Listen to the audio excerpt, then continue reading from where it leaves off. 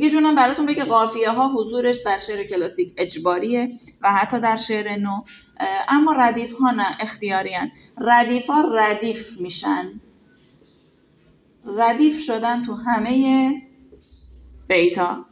اجبارش تو غزل اینه: مصرع اول مصرع های زوج، مصرع دو، مصرع چهار، مصرع شیش.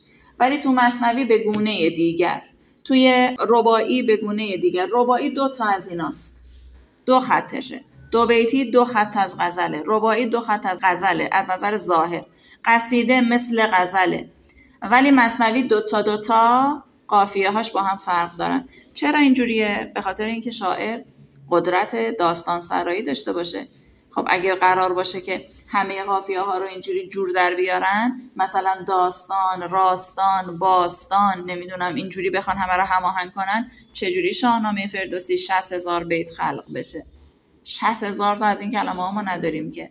به خاطر همین 2 تا قافیه‌اش میکنن. توی شاهنامه مثلا به نام خداوند جان و خرد، که از این برتر اندیشه بر نگذرد.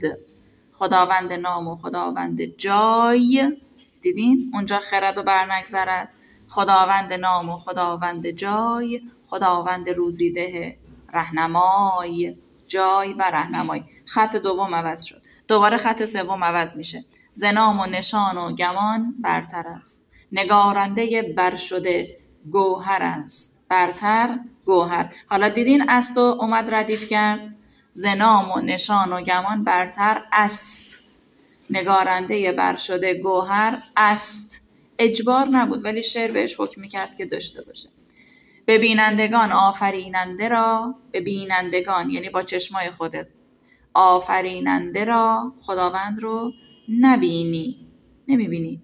مرنجان دو بیننده را، اذیتشون نکن، با اینا دیدنی نیست خدا. درسته؟ آفریننده، بیننده، ردیف درست کرد. را، آفریننده را، بیننده را. این 2 تا را شدن ردیف، ولی مثنویه 2 تا قافیه ردیفش رو تحلیل میکنیم دیگه، با بیت بعد کاری نداریم. و به همین شیوه قافیه پردازی.